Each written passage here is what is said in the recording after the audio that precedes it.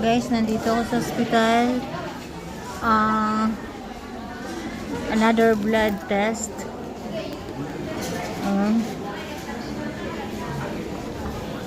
Yung result ko, may nakita siya, pero the good thing is, hindi naman daw kumalat, sabi ng doktor ko.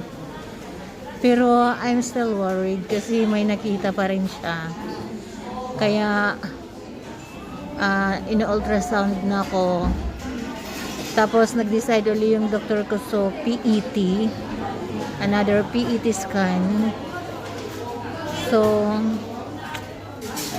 medyo I'm sad kasi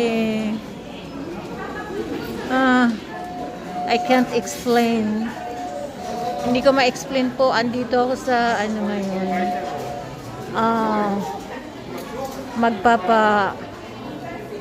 Reserve ako uli for another PET scan para ma-clear talaga kung meron o wala.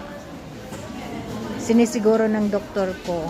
Kaya ayun. Medyo ano ako ngayon, lumilipad ang isip ko.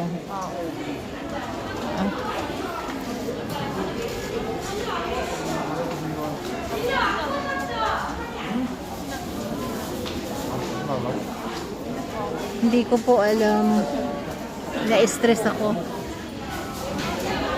Oh my gosh.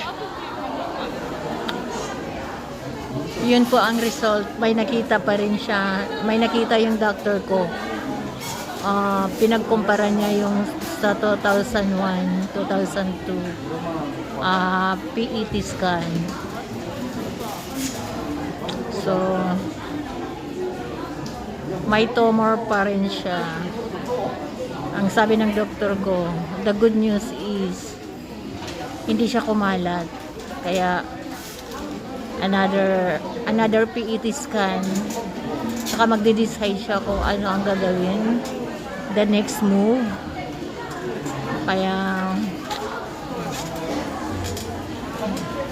lumilipad ang isip ko ngayon. Hindi ko alam kung anong gagawin. Wala akong magawa, no choice. Kailangan kong follow kung ano yung ano ng doktor ko, ano yung instruction ng doktor ko, papalo ko yun.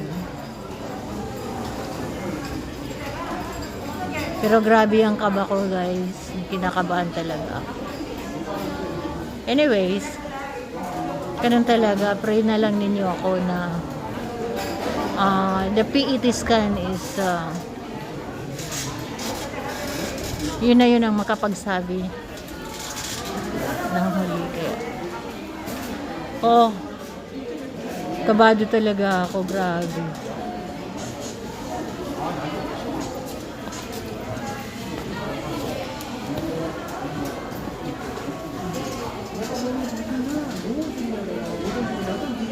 Marami pa akong pupuntahan, mga reservations. Oh my God.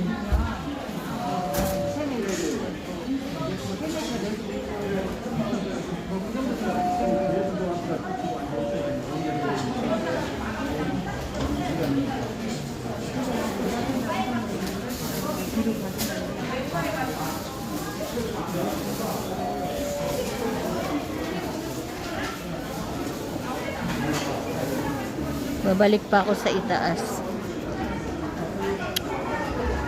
Bye muna, guys, kasi magpapareserve muna ako sa PET scan. Salamat sa inyo.